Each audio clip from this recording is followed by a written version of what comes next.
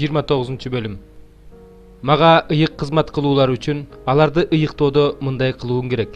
Бир букачар кемчилиги жок 2 кочкор, ошондой эле буудай унунан жасалган ачыткысыз нан, зайтун майы кошулган тузсуз нан, үстүнө зайтун майы сыйпалган тузсуз нан алып, аларды себетке салып, себети менен алып кел. Алар менен кошо букачарды 2 кочкорду ала кел. Аарунду уулдары менен жыйын чатырынын эшик алдына алып келип, сууга жуунт. Анан Аарунга узун көйнөктү, сырткы чапанды, төш чөнтөктү, алжапкычты кийгизип, алжапкычтын сыртынан бел курчоо менен курча.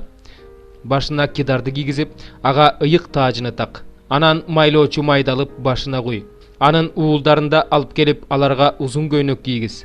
Аарунга анын уулдарына бел курчоо курчап, баштарына баш кийим кийгиз. Ошондо ыйык кызмат мыйзам боюнча түбөлүк аларга таандык болот. Аарунга жана анын уулдарына ыйык кызмат кылуучунун укугун бер.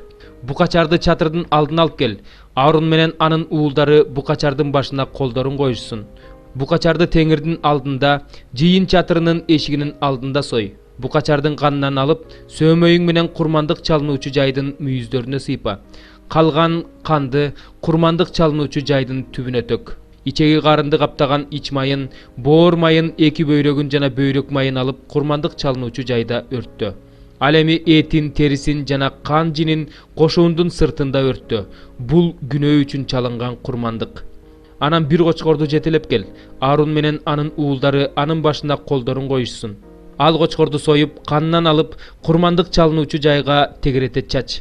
Кочкордун этин жиликтеп бөлүп, ичеги каарыны менен шыйдактарын жууп, аларды жиликтердин жана баштын үстүнө кой. Анан кочкорду бүт бойдон курмандык чалынуучу жайда өрттө.